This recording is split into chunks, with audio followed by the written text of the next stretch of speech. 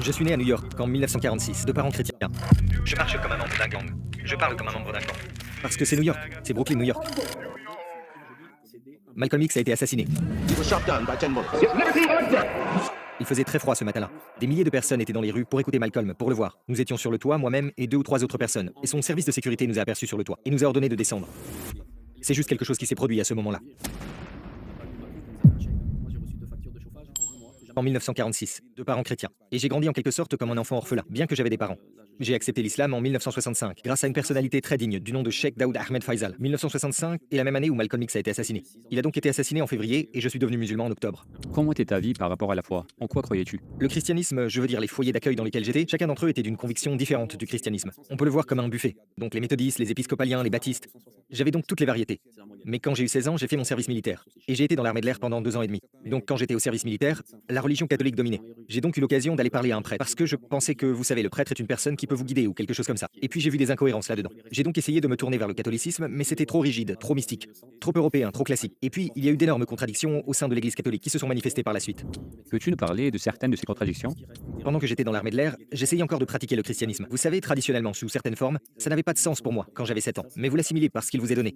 Mais il y avait des problèmes qui n'avaient pas de sens. Jésus étant Dieu et son propre fils, cela n'a pas de sens pour moi. Et puis il est aussi en quelque sorte la personnalité du Saint-Esprit. Donc vous savez, la Trinité, ce concept 3 en 1, dans une personne, 3 personnes distinctes, mais un seul Dieu, ça n'avait pas de sens pour moi. Tant je me souviens avoir pris le train. J'ai vu cette lettre, c'était le New York Times. Et le New York Times a publié un article, annoncé sur une page entière. Et ils ont imprimé la lettre de Malcolm X de la Mecque. Je me souviens donc de la lecture de cette lettre. Et dans cette lettre, Malcolm adulte beaucoup l'islam. Il mentionne des mots comme la Mecque, vous savez, le prophète Mohammed sallallahu alayhi wa sallam. Il a parlé de la Kaaba, il a parlé du Coran, donc les 5 ou 6 ou 7 choses qu'il a dites dans cette lettre, le Hajj, Arafat, et je n'avais jamais entendu ces mots auparavant. À l'époque, nous n'avions pas de médias sociaux. Si vous avez eu de la chance d'être jeune, et j'étais l'un de ces jeunes chanceux, j'avais un ensemble de ce qu'on appelait à l'époque l'Encyclopédie Britannica. J'ai donc consulté l'encyclopédie et j'ai regardé ces mots. Je n'avais jamais vu ces mots auparavant. Quand j'ai compris ces mots, j'ai compris pourquoi Malcolm était ému. J'ai compris pourquoi il ne pouvait pas faire machine arrière. Vous avez donc été très inspiré par lui. As-tu rencontré Malcolm X? T'es très inspiré par lui. As-tu rencontré Malcolm X? J'ai donc commencé à chercher dans cette nation de l'islam dont il est issu. J'ai commencé à étudier ses paroles et son voyage à la Mecque. Et juste avant qu'il ait été assassiné, j'ai eu l'occasion d'assister à l'une de ses conférences à Harlem. Et c'était une matinée très froide. Je pense qu'il a parlé depuis l'hôtel Teresa, qui n'existe plus. J'étais l'une des personnes présentes. Des milliers de personnes étaient dans la rue pour écouter Malcolm, pour le voir. Nous l'avons vu, nous sommes venus. Nous étions sur le toit, moi et 2 ou 3 autres. Et son service de sécurité nous a repérés sur le toit et nous a ordonné de descendre. Nous sommes descendus et bien sûr, nous avions très froid. Il nous a appelés et nous lui avons serré la main. Et quand j'y repense maintenant, c'était très mémorable. C'est juste quelque chose qui s'est passé à ce moment-là. Malcolm était électrique. Vous savez, c'était une personnalité que les Afro-Américains n'avaient jamais vue. Mais Malcolm a fait sa shahada. Il a été assassiné en février 1965. J'avais 17 ou 18 ans. Il a donc été assassiné en février et je suis devenu musulman en octobre. Comment avez-vous prononcé votre shahada? C'est un ami à moi qui s'appelle Zakaria Rachid, qu'Allah lui fasse miséricorde. C'est ainsi que je suis allé rencontrer son père. Et le nom de son père était Alwan Rachid, qu'Allah lui fasse miséricorde. Un intellectuel très inhabituel, une personne à la pensée puissante. Et il m'a envoyé auprès de Sheikh Daoud Ahmed Faisal, de la mission islamique d'Amérique. Et en septembre, le 5 octobre 1965, à la mission islamique d'Amérique, je suis devenu musulman. Je ne suis donc jamais passé par la Nation of Islam. J'ai prononcé ma shahada directement, et puis j'ai trouvé, on peut dire, mon évolution islamique. Cela a commencé en octobre. Comment ta famille et les gens autour de toi ont-ils réagi à ta conversion à l'islam? Ça a commencé avec mon père. Je n'ai rencontré mon père qu'à l'âge de 22 ans. Quand je l'ai rencontré, je crois qu'il est décédé quand j'avais 27 ans. Je ne l'ai pas connu réellement avant sa mort. Et puis je l'ai enterré. J'ai eu la chance d'avoir une bonne relation avec lui avant qu'il ne meure. Et il m'a demandé de le laver et de l'enterrer. Comme nous l'avons et enterrons les musulmans. Il m'a demandé de le laver parce que j'étais imam à l'époque. Et c'est ma sœur qui le lui a dit. Que j'étais responsable quand les gens décédaient dans ma communauté. J'étais la personne qui faisait le lavage et l'enterrement. J'aurais aimé qu'il accepte l'islam. Mais peut-être à sa manière il l'a fait parce que nous avons eu plusieurs conversations. Et deuxièmement, ma mère. Elle ne s'était jamais opposée à l'islam. Elle m'a dit, mon fils, si tu crois que ce mode de vie va faire de toi une meilleure personne, vas-y. Mais ne sois pas un suiveur aveugle. C'est ce qu'elle m'a dit. Et ma mère était là. Elle a accepté l'islam 11 ans avant sa mort.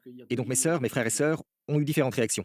Mais au fil du temps, Dieu a fait en sorte que je ne dise pas que cela venait de ma maturité. Cela s'est terminé comme ça. Je suis devenu en quelque sorte le conseiller de ma famille. Donc aujourd'hui, ce que l'islam m'a donné, en général, c'est un cadre pour ma famille. Même s'ils n'étaient pas d'accord, moralement, je suis devenu le mentor de la famille. Et puis aujourd'hui, j'ai environ 151 musulmans dans ma famille. Lesquelles de ces conversions a été le plus spécial pour toi? Ma mère. L'acceptation de l'islam de ma mère valait probablement plus que 70 000 ou 75 000 personnes. Il n'était pas égaux à celle de ma mère. Et ironiquement, la personne qui a effectivement fait faire à ma mère la shahada, ce n'est pas moi. Ma mère me suivait, elle me soutenait, me respectait. Probablement pendant 25-30 ans. Mais c'est ma femme somalienne. Elle lui a fait prononcer la shahada. Et ma femme somalienne ne parlait pas beaucoup anglais. C'est la façon dont elle a traité ma mère. Ma mère m'a confié qu'un jour elle voulait aller à l'église. Elle ne savait pas ce qu'étaient les églises. Alors Amina lui a dit, belle maman, je vais t'emmener à l'église. Ma mère a dit, tu vas m'emmener à l'église? Amina la conduisit à l'église, et quand elles y arrivèrent, eh bien ma mère a dit à Amina, Amina, tu vas m'attendre dans la voiture? Elle a répondu, non mère, je viens dans l'église avec toi. Amina porte un hijab complet comme les filles somaliennes. Amina est assise dans l'église avec elle, jusqu'à ce qu'elle parte et puis il la raccompagne chez elle. Et ma mère m'a confié que c'était l'expérience la plus marquante pour elle. être avec cette femme somalienne qui porte un hijab complet. Ma mère lui a demandé si elle avait le droit de faire ça. Et Amina lui a dit, maman, c'est une église et je suis assise avec vous. S'ils disent quelque chose de mal, je dirais astaghfirullah. S'ils disent quelque chose de bien, je dirais alhamdulillah. C'était sa simple raison d'accompagner ma mère, qu'elle traitait comme sa mère. C'est cette expérience cumulée qui a rendu ma mère à l'aise pour faire la shahada. Et quand je suis revenu d'Europe, ma mère était assise dans l'embrasure d'une porte. Elle lui avait déjà fait prononcer la shahada. Est-ce vrai que tu étais membre d'un gang? Non, non, je n'ai jamais fait partie d'un gang. Tout d'abord, j'ai été élevé dans un foyer de la classe moyenne. Je n'étais pas un produit du ghetto, grâce aux familles d'accueil dans lesquelles j'étais. C'était des foyers chrétiens de classe moyenne. Dans ma jeunesse, je n'appartenais donc pas au gang. Et même quand je suis devenu musulman à 18 ans. Donc il n'y avait rien là pour que je devienne membre d'un gang. Mais je marche comme un membre de gang. Je parle comme un membre de gang. Pourquoi? Parce que c'est New York, c'est Brooklyn. Et la métamorphose fait partie de notre culture. Je pense que certaines personnes disent « Le Cheikh a été un jour ou l'autre gangster, il parle comme un gangster ». Ils ont dit ça, mais je n'ai jamais tenu ces propos. Non, je n'en ai jamais été un. Peux-tu nous parler d'un souvenir que tu ne peux pas oublier? Je me souviens d'avoir été invité à un groupe d'église, et ils m'ont invité parce que j'avais fait un exposé qui s'appelait Jésus, le prophète d'Allah. Ils étaient donc très intéressés de savoir comment nous sommes parvenus à cette perspective de Jésus, le prophète d'Allah. Ils étaient environ 600 dans cette église. J'ai parlé avec eux pendant environ 3 heures. Et le prêtre, le révérend, il a commencé à voir que peut-être que j'avais un peu trop d'influence sur sa congrégation. Et il m'a interrompu pour dire cela. Nous sommes arrivés à la fin de notre programme. Et certaines personnes ont affirmé non, non, non, il n'a pas fini. Alors, il nous a envoyés en bas. La plupart des gens sont partis, peut-être près de 200 sont restés, et nous avons discuté un peu plus. Et bien, dans cette discussion finale, j'ai insisté auprès d'eux sur l'unicité d'Allah, sur la distinction de Jésus-Christ, de Muhammad, la paix et la bénédiction soit sur lui, et le parallèle entre l'islam et l'écriture, et le parallèle entre Muhammad, sallallahu alayhi wa sallam, et Issa. Je leur ai donc posé des questions sur ce qu'ils ont entendu. Est-ce que vous témoignez que nous n'adorons personne d'autre que le Dieu Tout-Puissant? Et au moins 80 d'entre eux ont accepté. Quand je les ai interrogés sur Muhammad, sallallahu alayhi wa sallam, ils ont dit oui. Je leur ai expliqué qu'alors, vous êtes devenus musulmans. Eh bien, ils étaient un peu surpris. Comment pouvons-nous l'être? Les musulmans sont chrétiens? Eh bien, vous êtes chrétiens par endoctrinement. Mais par affirmation, vous êtes devenus musulmans maintenant. Maintenant, comment allez-vous réconcilier cela? Ce n'est pas mon travail. Maintenant, regardez ça. Regardez. Regardez leur comportement dans l'invitation et regardez leur réaction dans leur église. Donc si cela s'est produit, et que j'en ai été témoin, il suffit de regarder ce phénomène à travers le monde. Si les musulmans pouvaient interagir avec les chrétiens, et si nous pouvions traiter les chrétiens de la même façon qu'ils m'ont traité, je pense que les choses peuvent être différentes. Qu'est-ce qui vous a le plus impressionné chez le prophète Mohammed sallallahu alayhi wa sallam? C'est le fait que le prophète sallallahu alayhi wa sallam il n'a pas été autorisé par Allah à se détendre. Il n'a pas eu le temps de se distraire. Si l'on étudie le parcours du prophète, ces 13 années, toutes les batailles qu'il a supervisées et les batailles qu'il a menées, et les traités qu'il a rédigés, ou qui lui ont été donnés par Djibril, de l'avoir répété et tout le reste, si vous regardez sa vie, c'était non-stop. Et c'est tout simplement incroyable, comme ce taux d'activité de manière cohérente sur un individu dont le travail était de délivrer le message, réguler le peuple, agir comme un juge, comme un arbitre, inspirer le peuple, éduquer le peuple, être un guerrier, un général, un chef d'État, un mari, un ami. Comment fait-il cela? C'est à cause de la révélation, parce que c'est Dieu qui l'a ordonné. Quelle est la plus grande erreur dans l'enseignement de la religion? L'endoctrinement des gens. Il n'est pas nécessaire d'endoctriner les enfants pour qu'ils mangent des bonbons. Il n'est pas nécessaire d'endoctriner les jeunes pour utiliser leur téléphone. Ce téléphone portable, personne ne quitte la maison sans lui. C'est la première chose qu'ils regardent quand ils se lèvent le matin. Cette incitation qu'ils ont, cette relation qu'ils ont avec ces téléphones et ces médias sociaux, si nous devions rendre l'islam attrayant comme cela, lier l'islam à cette réalité, il va couler de source. Mais nous avons l'ancienne génération qui commence par dire « Oh, la télé c'est haram » ou « Le cinéma c'est haram » ou « Le téléphone portable est haram ». Et donc, vous effrayez les enfants parce que vous ne comprenez pas quelque chose.